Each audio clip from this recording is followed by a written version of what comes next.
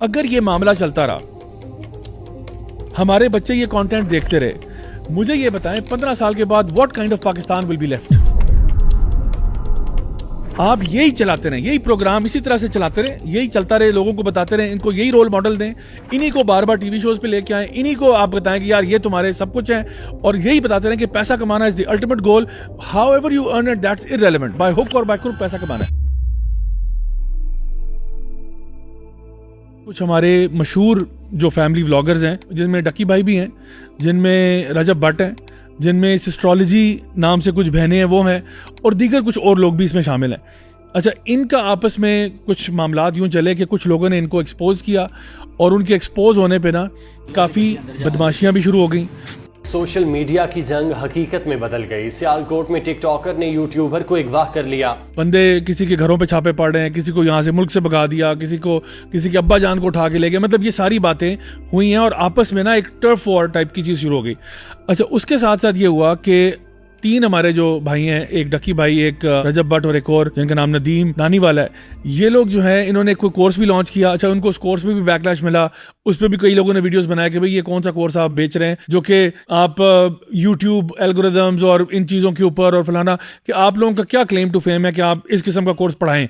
सो खैर, इस पर भी काफ़ी बैकलैश हुआ, but I think at the end of the day जो चीज़ सामने आई वो ये थी कि फैमिली व्लॉगिंग के जो नेगेटिव असरात हैं जो कि सोसाइटी पे हो रहे हैं वो कितने संगीन हैं। अगर ये मामला चलता रहा, हमारे बच्चे ये कंटेंट देखते रहे, मुझे ये बताएं 15 साल के बाद what kind of Pakistan will be left. आप यही चलाते रहे, यही प्रोग्राम इसी तरह से चलाते रहे, यही चलता रहे, लोगों को बताते रहे, इनको यही रोल मॉडल दें, इन्हीं को बार बार टीवी शोज पे लेके आए, इन्हीं को आप बताएं कि यार ये तुम्हारे सब कुछ है, और यही बताते रहे कि पैसा कमाना is the ultimate goal, how ever you earn it that's irrelevant, by hook और बाय क्रुक पैसा कमाना है। मुझे बताएं 15 साल के बाद वो क्या पाकिस्तान होगा। यानी इफ आई मतलब वैसे I am very optimistic about Pakistan. वैसे मैं हमेशा कहता हूँ नहीं यार पाकिस्तान में बड़ी खैर है, बड़ी खैर है। मैं आपको गारंटी से कह सकता हूँ, आपने अगर ये 15 साल चलता रहा, there will be no Pakistan left. अगर आपने इसको अभी बंद नहीं बांधा, अगर अभी आपने इसे कंट्रोल ना किया, यू विल, आपकी सारी नेशन, मैं आपको बता रहा हूं, आप इतनी गंदी वैल्यूज डाल रहे हो, इतनी गंदी वैल्यूज डाल रहे हो। आप कह रहे हो यार पैसा इज किंग, आप कह रहे हो पैसा कमाओ, जो मर्जी तुम्हारे एथिक्स मोरालिटी से। अल्लाह ताला कुरान मजीद में कह रहे हैं, हदीस मुबारक में आ रहा है, कौमें बर्बाद किस तरह होती हैं जब आपकी एथिक्स मोरालिटी चीजें खत्म हो जाती हैं, फिर आपके पास कोई एक्सक्यूज नहीं रहता कि आप क्यों एग्जिस्ट करते हो। And Allah will replace you. Allah, आपको लगता है कि आप कायम दायम रहेंगे, नहीं, अल्लाह आपको रिप्लेस कर देगा। आपने कौन सा सर्टिफिकेट साइन करवाया हुआ अल्लाह ताला से या अल्लाह के फरिश्तों से कि आप पे अजाब नहीं आएगा। आप, अल्लाह ताला विल रिप्लेस यू। अल्लाह ताला कुरान में कहते हैं अगर तुम वो काम नहीं करोगे जो अल्लाह ने हुक्म दिए, अल्लाह तुम्हें बदल देगा, तब्दील कर देगा। सो हमें, मैं अभी भी कह रहा हूं, हमारी हुकूमत को, जितने भी कानून नाफिज करने वाले इदारे हैं, पेमरा है, PTA है, जितने भी FIA है, खुदा का वास्ता है यार, ये जो कंटेंट क्रिएटर्स हैं इस पे थोड़ा सा चेक लगाएं। मीडिया में मैं भी रहा हूं, मैंने भी थिएटर किया, ड्रामे किए, छोड़ छाड़ के वापस आ गया दीन की तरफ। अगर आप मीडिया में से एथिक्स को निकाल दें, इसमें से सिफाई फसाद की और कुछ क्रिएट नहीं होता। देखिए, मीडिया में भी ना आपको एथिक्स पढ़ाते हैं। इवन अगर आप मीडिया स्टडीज पढ़ते हो, वो बताते हैं यार आपके अंदर एथिक्स होने चाहिए, कौन सा कंटेंट दिखाना है, कौन सा नहीं दिखाना। आजकल हमारी गवर्नमेंट बात कर रही है फेक न्यूज के बारे में। You guys know it, you guys know fake news के साइड इफेक्ट क्या होंगे। वो और बात है कि हुकूमत की तरफ से भी फेक न्यूज आती होगी।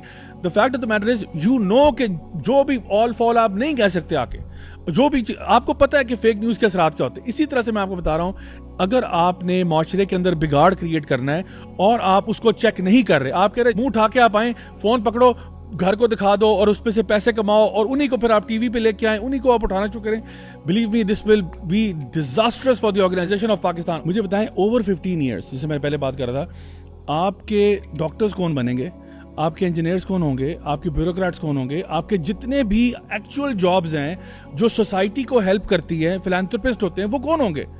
वो तो आपने खत्म ही कर दिया ना, वो तो आपने पूरी क्लास ही निकाल दिया। यानी कि पूरी एक जनरेशन को आपने ट्रेन कर दिया होगा कि यार सारे लग जाओ टिकटॉकों पे। और ये फिर मुझे बार बार वो सलाउद्दीन अय्यूबी का कॉल याद आता है कि अगर आपने किसी कौम को तबाह करना है बगैर जंग के, आप उनमें फांसी और बदकारी को आम कर दो, खुद ब खुद वो अपने खंजर से खुद मरेंगे सारे। तो this is exactly word for word exactly what's happening right now, and this is the alarming thing जो हमारे सामने है कि अगर हमने इसे अभी कंट्रोल नहीं किया, this is going to be a huge problem.